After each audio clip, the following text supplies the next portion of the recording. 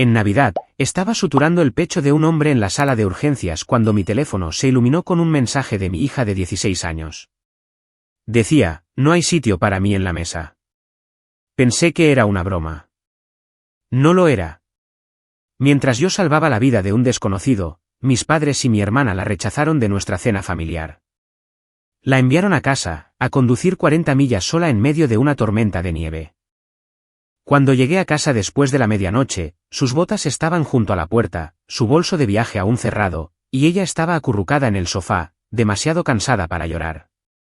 Una rebanada de pan frío y media naranja sobre una servilleta, esa fue su cena de Navidad. No grité. No supliqué que me entendieran. Simplemente me quedé allí y tomé una decisión que lo cambiaría todo. No hice una escena. Tomé cartas en el asunto. Antes de compartir mi historia, quiero saber que están aquí conmigo. Simplemente escriban, escuchando, en los comentarios o díganme dónde están. Me encanta saber hasta dónde puede llegar mi historia. A veces, incluso la conexión más pequeña puede hacer que una historia se sienta escuchada. Gracias. Y ahora, aquí está mi historia. Si esta historia les llega al corazón, por favor, suscríbanse a nuestro canal para que podamos seguir contando las historias que nos recuerdan cómo son realmente el amor, la pérdida y el coraje. Mi nombre es Orión Vale, y así fue como aprendí que el silencio puede herir más que cualquier traición, hasta el día en que finalmente lo rompí. Eran las 11:48 de la Nochebuena cuando salí del Hospital Boulder Memorial, el aire era cortante y estéril, incluso afuera. Mis manos todavía olían a desinfectante. Acababa de realizar una reanimación cardiopulmonar a un hombre que juraba que estaba bien hasta que su corazón se detuvo.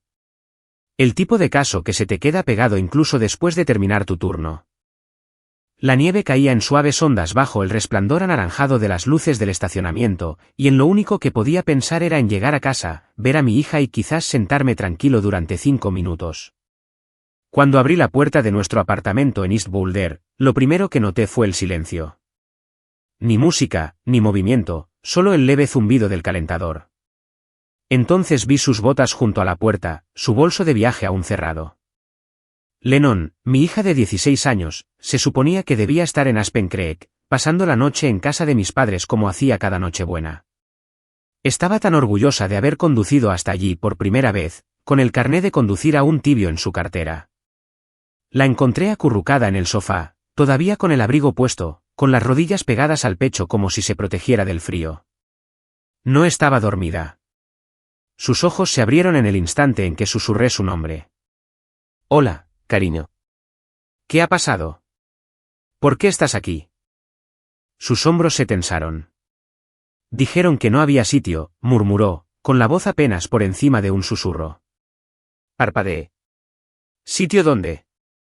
En la mesa, dijo, ahogándose a mitad de las palabras, intentando ocultarlo con un encogimiento de hombros que no funcionó. La abuela dijo que no me esperaba, que ya tenían demasiada gente. Dijo que no podía añadir otra silla en el último momento. Mi cerebro se detuvo. ¿Llegaste tarde? No, llegué temprano, dijo rápidamente. Traje galletas. Incluso me puse el suéter que la abuela dijo que le gustaba.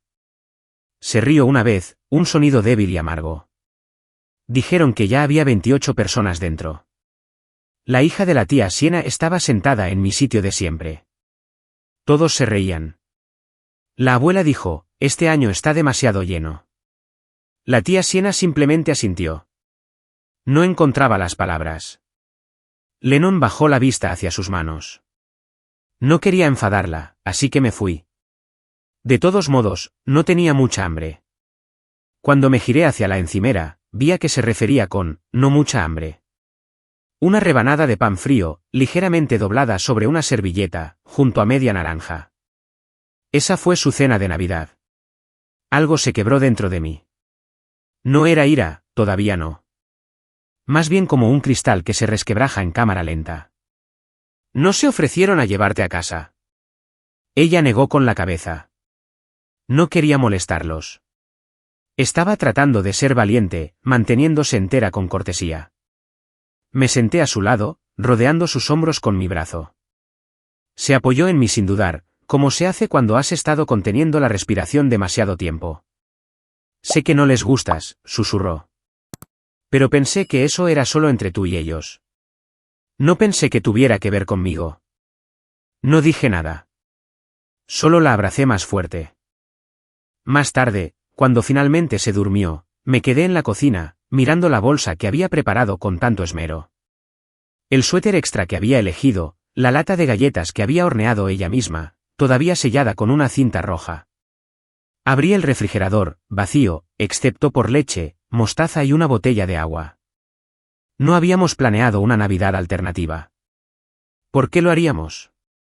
Confiábamos en ellos. Eso fue lo que me rompió.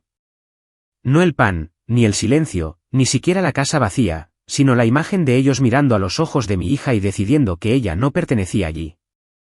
Me quedé de pie durante mucho tiempo. Luego fui a mi escritorio, abrí el cajón y saqué la gruesa carpeta con los extractos de la hipoteca y las escrituras de la casa. La propiedad en Aspen Creek, la que compré hace 7 años, la casa donde vivían mis padres. Sin pagar alquiler. La casa a mi nombre. Metí los papeles en un sobre blanco. Mi pulso ahora estaba tranquilo.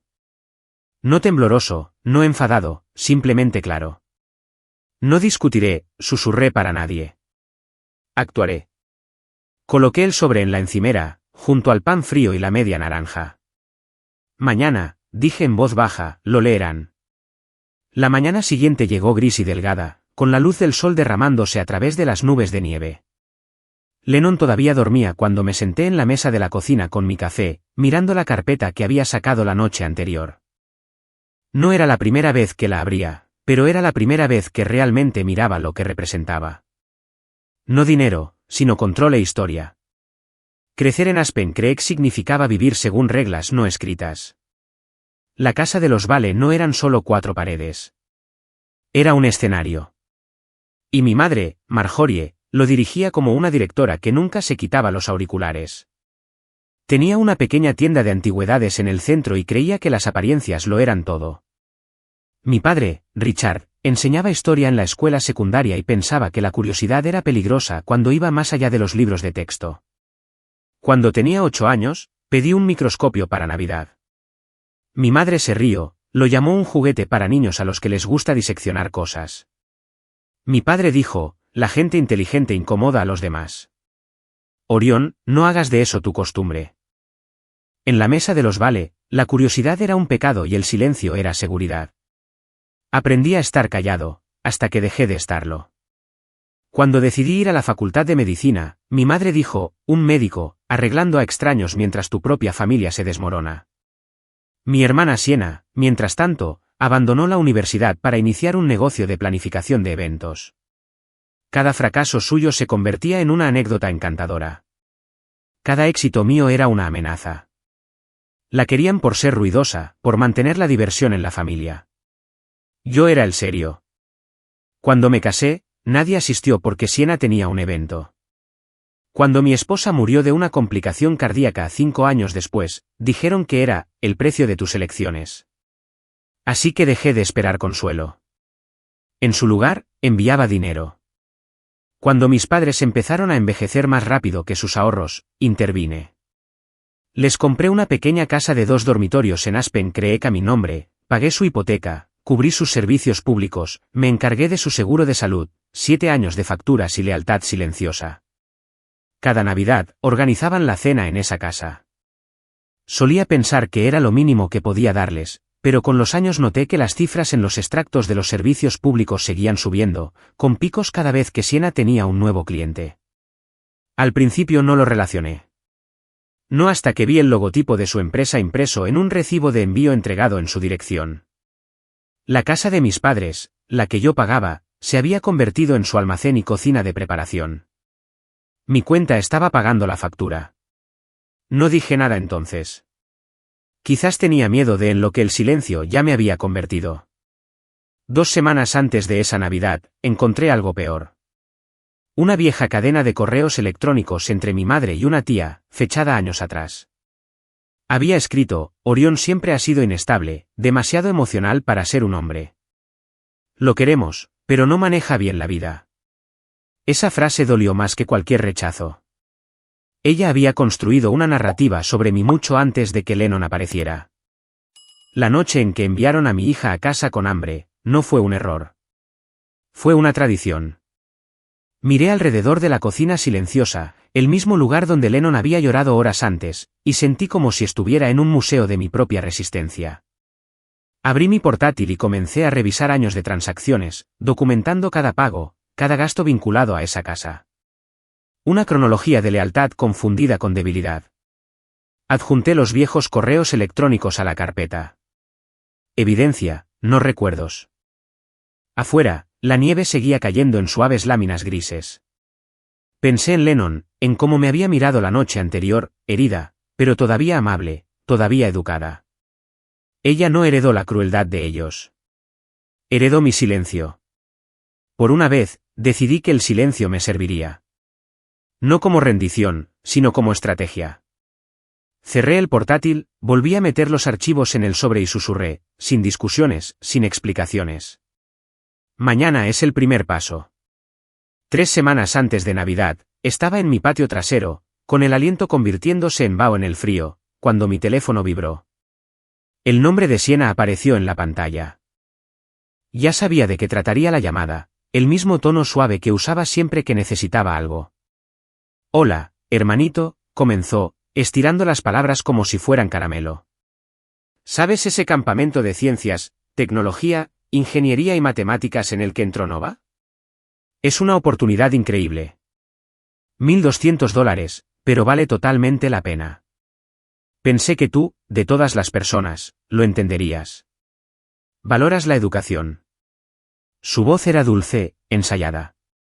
Dijo, educación, como si fuera una llave destinada a abrir mi billetera. Me alegro de que haya entrado, dije. Pero no puedo ayudar con eso. Ya estoy cubriendo la casa, los servicios públicos y el seguro de mamá y papá. Quizás deberías comprobar si el campamento ofrece becas.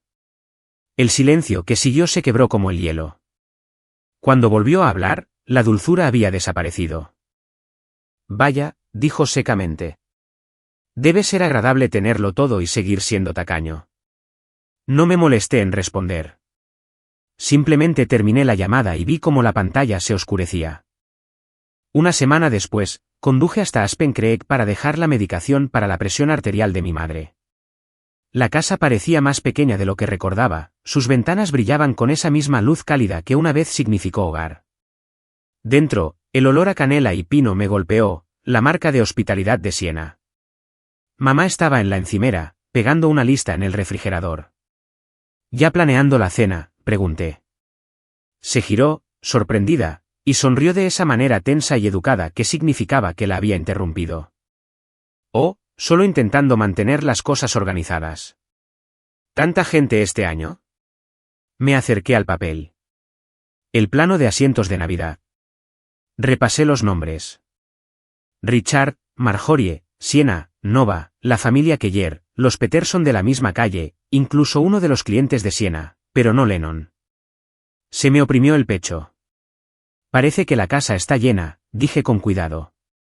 Lennon tiene muchas ganas de venir. Quiere conducir ella misma este año. La boca de mamá se torció en algo que no era exactamente una sonrisa. Ya veremos. ¿Sabes lo lleno que se pone? Podría ser más fácil si se queda contigo esta vez. No dije lo que estaba pensando. Que Lennon era su única nieta. Que, lleno, no era lo mismo que, no bienvenida. Simplemente asentí, le entregué la medicación y volví al coche. Esa lista se quedó grabada en mi mente durante todo el camino a casa. La forma en que su nombre faltaba, la letra pulcra, la nota al final, invitados especiales, los Keller. Una semana después, cuando Lennon volvió a casa de esa cena, sola, lo entendí. No fue un accidente. Fue una venganza. Siena había encontrado su manera de desquitarse. Esa noche, mientras Lennon dormía, saqué la lista del refrigerador de mi bolsillo del abrigo. La había tomado cuando mamá no miraba. El reverso no estaba en blanco. Era una factura. Una impresión de borrador de la empresa de Siena que mostraba suministros de catering entregados en la residencia de los Vale el 23 de diciembre. La casa de mis padres no era solo un hogar. Era su lugar de eventos. No se habían quedado sin sillas para la familia. Las habían llenado con clientes y vecinos que pagaban sus facturas. Me presioné la palma de la mano sobre los ojos, sintiendo el peso de todo aquello. En la chaqueta de Lennon, dejada en el sofá, encontré un pequeño sobre. La letra era de mi madre, para Lennon. La solapa estaba sellada, pero el papel dentro estaba en blanco, excepto por 2 palabras. Feliz Navidad. Sin firma, con cariño, nada más. Esa tarjeta inacabada pesaba más que cualquiera de las facturas. No fue un error. Era la prueba de que habían tomado su decisión días antes. Coloqué ambos papeles, la lista de asientos y la tarjeta, en el sobre blanco que ya contenía los documentos de la casa. Lo sellé y lo dejé a mi lado. Me han mostrado cómo ponen su mesa, dije en voz baja. Ahora es mi turno de aprender a poner la mía. La nieve afuera caía con fuerza. Por la mañana, lo cubriría todo, incluso las huellas de aquellos que nos habían rechazado. La mañana de Navidad amaneció sin color. El cielo estaba bajo, hinchado con más nieve.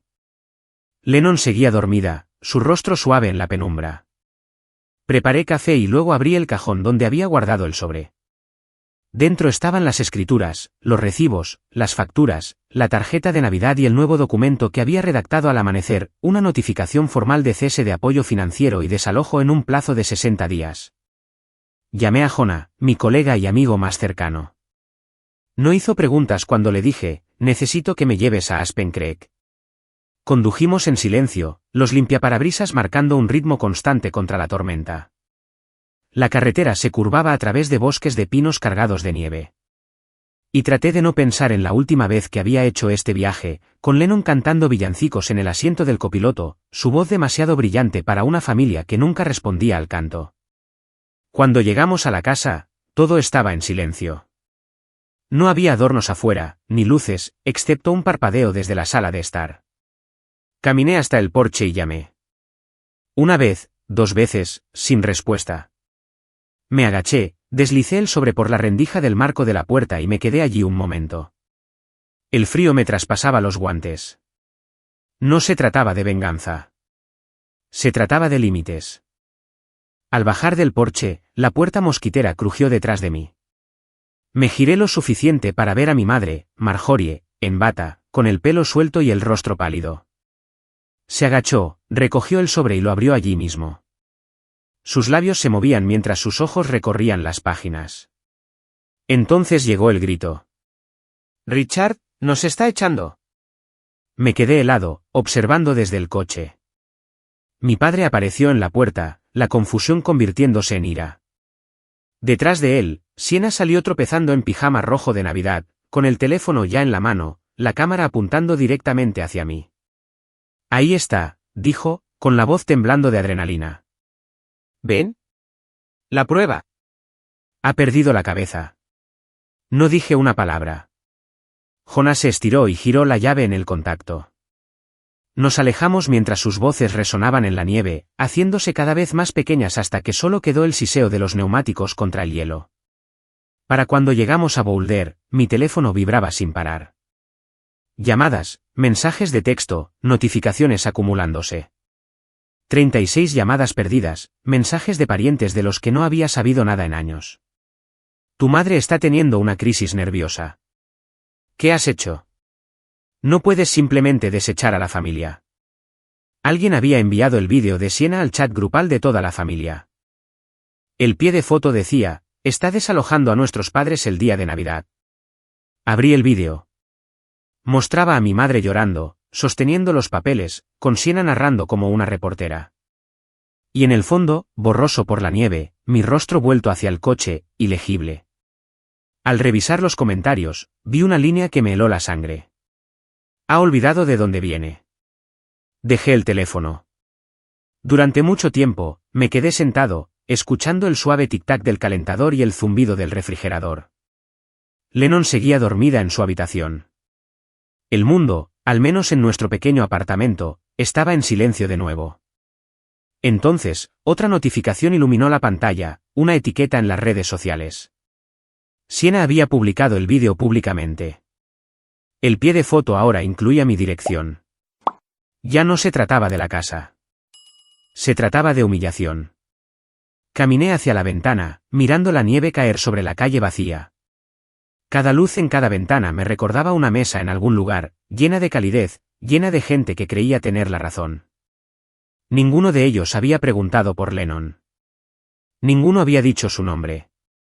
Les importaba la reputación, no la amabilidad, tener razón, no ser decentes.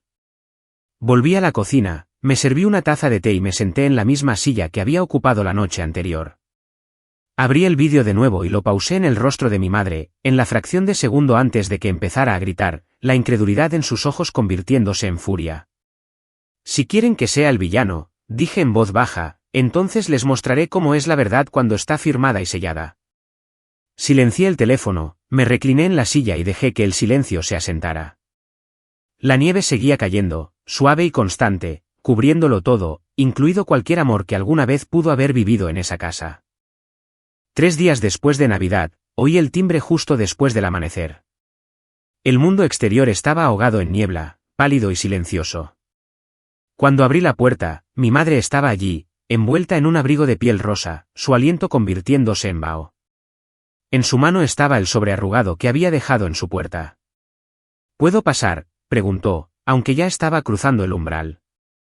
Dejó caer el sobre la mesa como un arma y dijo, después de todo lo que hemos hecho por ti, así es como nos lo agradeces. Guardé silencio un segundo, estabilizando mi voz.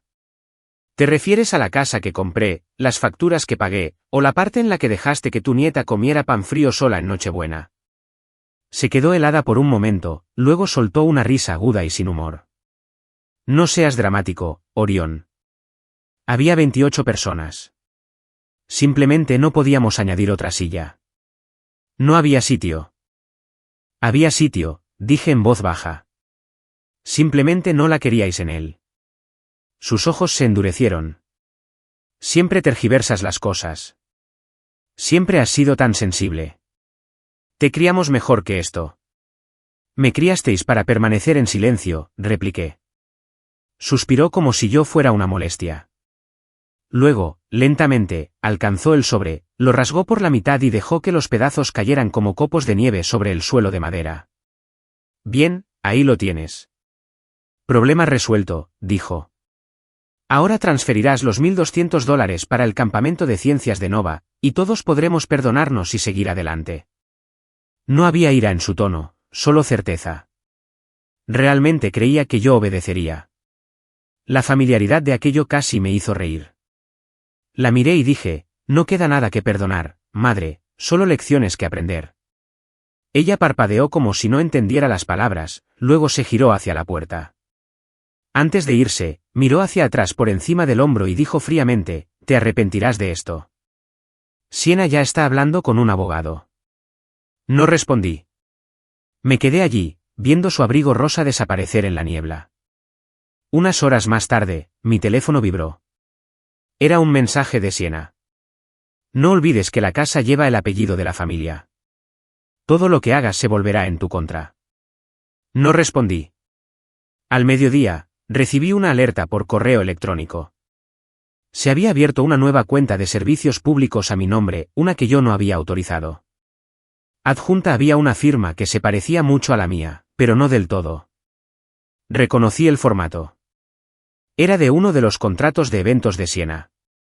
Había copiado mi firma digital, usándola para falsificar el consentimiento para préstamos adicionales conectados a la propiedad de Aspen Creek. Cuando se lo mostré a Jonah, exhaló profundamente. Te están tendiendo una trampa, dijo. Necesitas ayuda. Esto no es personal. Garabateó un número en un trozo de papel y me lo entregó. Elaine Rhodes, abogada. No se anda con juegos. Esa noche, me senté en la sala de guardia del hospital, observando los monitores parpadear con un ritmo silencioso. Al otro lado de la habitación, un paciente se despertaba de la anestesia, con el ritmo cardíaco estable. Envidié esa máquina, su claridad, las líneas que subían y bajaban sin confusión. Pensé en mi madre, de pie con su abrigo, rasgando papel como si pudiera deshacer la realidad. Y oí de nuevo la voz de Jonah. Necesitas a alguien que sepa cómo defenderse. Me miré las manos, las mismas que suturaban a la gente cada noche, y murmuré, si la bondad es pisoteada, entonces la ley tendrá que hablar por ella. A la mañana siguiente, llamé al número. La oficina de Elaine Rhodes estaba en el tercer piso de un edificio de ladrillo rojo en el centro de Boulder. Cuando llegué, ella ya estaba de pie junto a la ventana, una mujer de unos 40 años, de aspecto decidido, con el pelo plateado recogido en un moño apretado y unos ojos que parecían haber visto todas las formas de manipulación. Señor Vale, dijo, estrechándome la mano. Jonah me dijo que vendría. Veamos qué tiene. Le entregué la carpeta, la escritura de la casa, los extractos bancarios, el plano de asientos de Navidad, el viejo correo electrónico donde mi madre me llamaba inestable y, finalmente, el vídeo de Siena de mi madre gritando en la nieve. Leyó todo, página por página. Sin interrupciones. Después de un largo silencio, dijo, tiene más que suficiente. Si continúan acosándolo, no solo procederemos con el desalojo, sino que también consideraremos una demanda por difamación. Los ha estado consintiendo durante años. Es hora de dejar de sangrar. Sus palabras fueron clínicas, como un diagnóstico que yo ya conocía pero que necesitaba que alguien más confirmara. Pasamos 2 horas redactando las presentaciones formales. Cuando colocó los documentos frente a mí para que los firmara, dudé solo una vez. Luego firmé mi nombre, limpiamente. Ella miró la página, asintió y dijo, serán notificados en él. Transcurso de la semana. Para cuando llegué a casa, el sol se había ido. Mi teléfono estaba lleno de mensajes. No necesitaba abrirlos para saber lo que había sucedido. Siena ya había convertido la historia en un arma. El chat grupal de la familia explotó con capturas de pantalla. Mi foto, tomada por una cámara del pasillo del hospital, con un bolígrafo en la mano, firmando documentos. El pie de foto que había escrito debajo decía, lo hizo el mismo día que un paciente murió bajo su cuidado.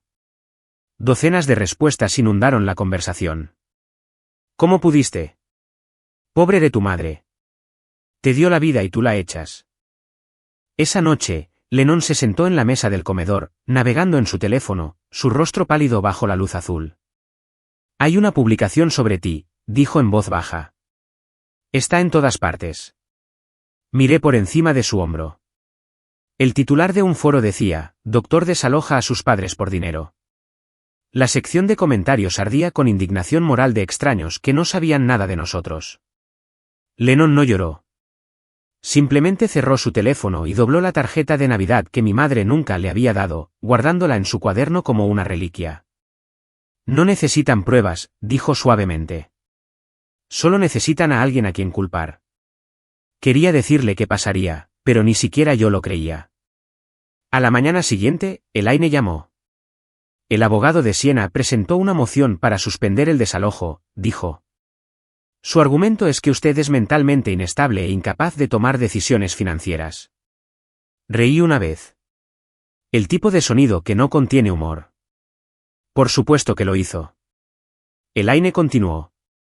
Han incluido referencias a sus registros médicos. Aparentemente, recibió tratamiento para el insomnio después del fallecimiento de su esposa. Están presentando eso como evidencia de inestabilidad. Me recliné en mi silla. Así que mi dolor es ahora un arma legal. Solo si lo permites, respondió Elaine. ¿Tienes algo que demuestre su dependencia financiera de ti? Tengo todo, dije. 7 años de ello. Más tarde esa tarde, Jonah pasó por mi oficina con una memoria USB en la mano. ¿Querrás esto?, dijo. ¿Recuerdas esa llamada cuando Siena te suplicó dinero el año pasado? Grabo todas las llamadas relacionadas con el trabajo para fines de seguro. Quizás esto te resulte útil. Escuché la grabación después de que se fuera. La voz de Siena llenó la habitación, melosa y fría. Eres el único con dinero de verdad, Orión. Eres básicamente la cartera de la familia. Sé útil por una vez. Cerré los ojos. Ahí estaba. La prueba no solo de la codicia, sino del desprecio. Cuando se la envié a Elaine, llamó en cuestión de minutos. Eso es todo, dijo. Esto desmentirá cada mentira que inventen. Lo llevaremos a juicio. Esa noche, conduje sin rumbo por las calles silenciosas, los copos de nieve difuminando los bordes de las farolas. En la radio, sonaba débilmente, Noche de paz, una melodía demasiado tranquila para la tormenta que se había arraigado dentro de mí. Aparqué en un puente sobre el arroyo helado, con el motor en marcha, y miré el agua oscura debajo. Mi reflejo en el cristal parecía el de otra persona, alguien que había pasado toda su vida disculpándose por tener razón. Durante años, había confundido la resistencia con la paz. Ahora sabía la diferencia. El silencio mantiene la noche en calma, me dije. Pero el silencio demasiado prolongado se convierte en su propio tipo de pecado. Cuando llegué a casa, Lennon estaba dormida en el sofá, con una manta hasta la barbilla. Apagué la luz, me senté a su lado un rato y dejé que la casa se asentara a nuestro alrededor. La tormenta afuera amainaba, pero la guerra dentro de nuestra familia apenas había comenzado.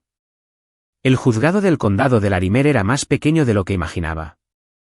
Puertas de cristal de luz pálida, veteadas de escarcha, un silencioso zumbido de los calentadores luchando contra la nieve.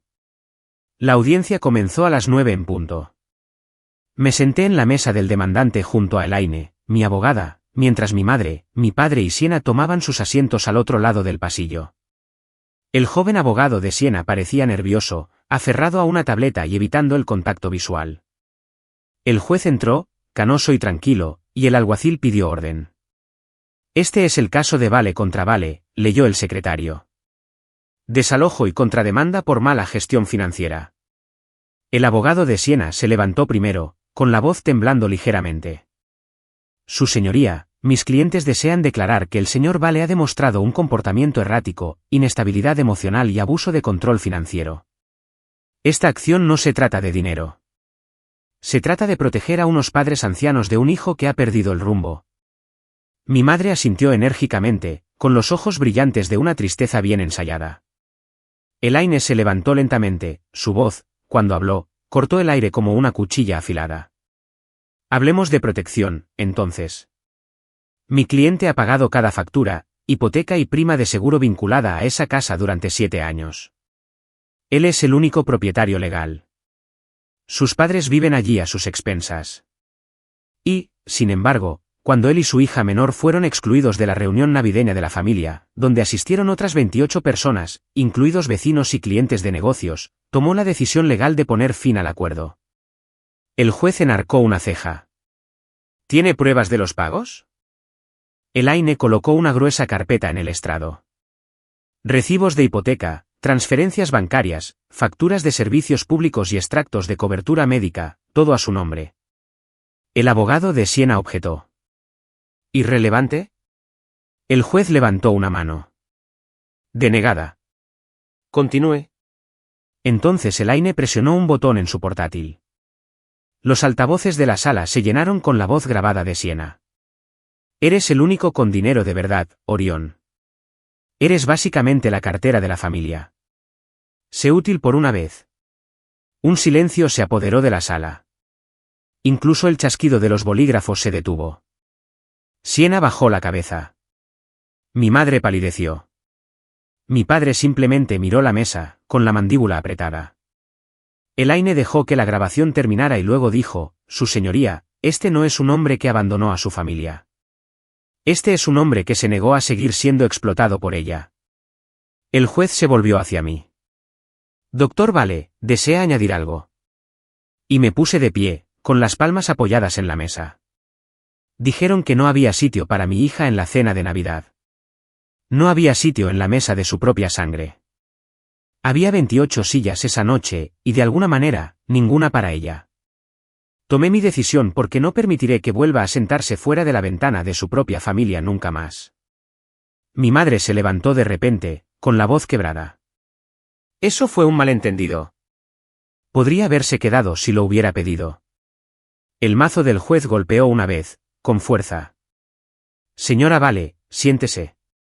Elaine le entregó al juez un último papel, el plano de asientos con la letra de mi madre, con todos los invitados listados, pero no Lennon. En el reverso, la factura del evento de Siena, fechada la noche antes de Navidad.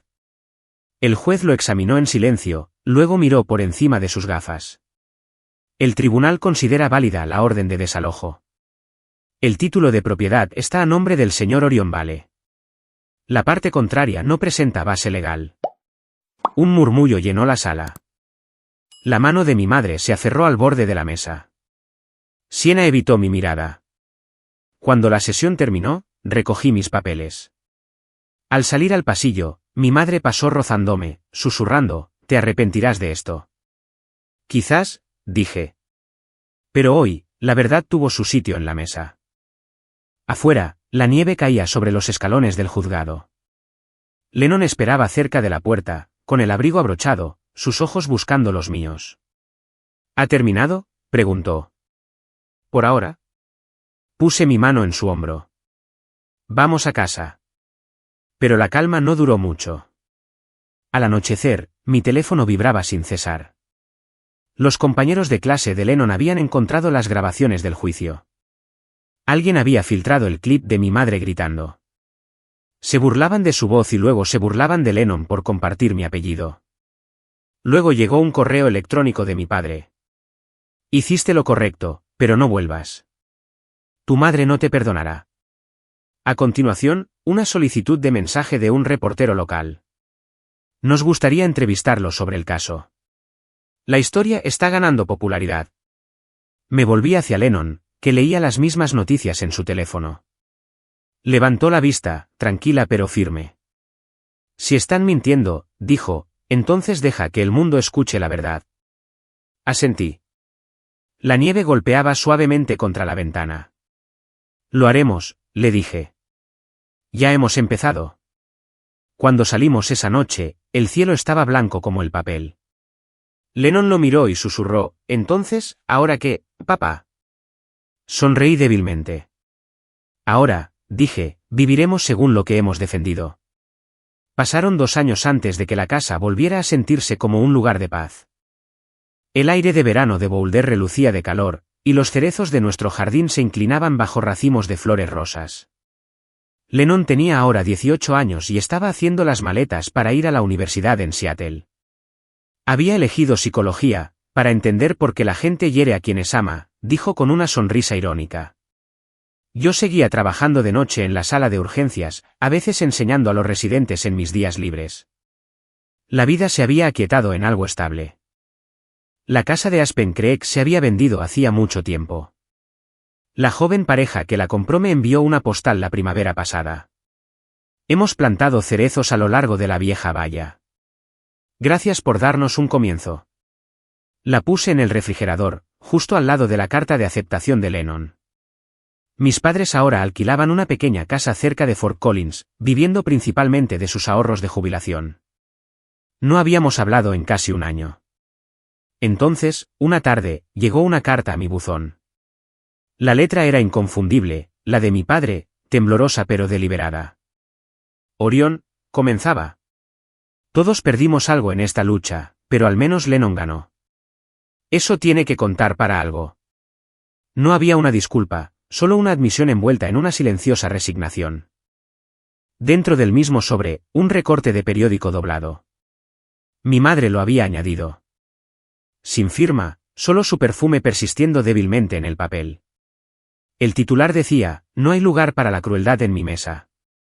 Una vieja entrevista que había dado meses después del juicio. No me había escrito, pero había guardado el artículo. Esa era su manera de hablar sin rendirse. Esa noche, el cielo se tiñó de dorado. Lennon estaba poniendo la mesa en el porche. 2 platos, 2 vasos de limonada. Salí y ella dijo, he añadido una tercera silla, por si alguien quiere unirse a nosotros alguna vez. Su voz era ligera, pero el significado caló hondo. Miré la silla vacía, luego a ella. Siempre que sepan lo que significa merecerla, dije. Ella sonrió. Entonces siempre estará esperando. Mi teléfono sonó justo en ese momento. El nombre de Siena apareció en la pantalla. Dudé, luego respondí. Su rostro apareció, más viejo de alguna manera, con los ojos rodeados de agotamiento. Quería decir que lo siento, dijo en voz baja. Pensé que apoyar a mamá era la única forma de ser amada. Estaba equivocada. No supe qué decir, así que no dije nada. Ella asintió levemente y terminó la llamada antes de que el silencio pudiera volverse incómodo.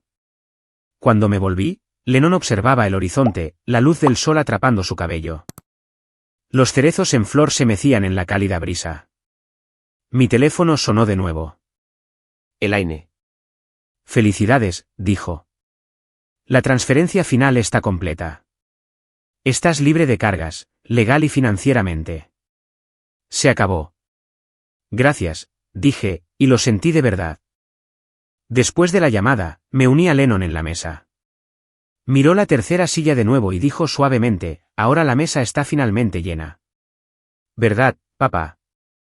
Miré hacia el jardín, los pétalos flotando como nieve en la luz ámbar. Está llena, dije, y siempre lo estará para aquellos que se han ganado su lugar. Ella levantó su vaso y yo levanté el mío. Por un largo momento, ninguno de los dos habló.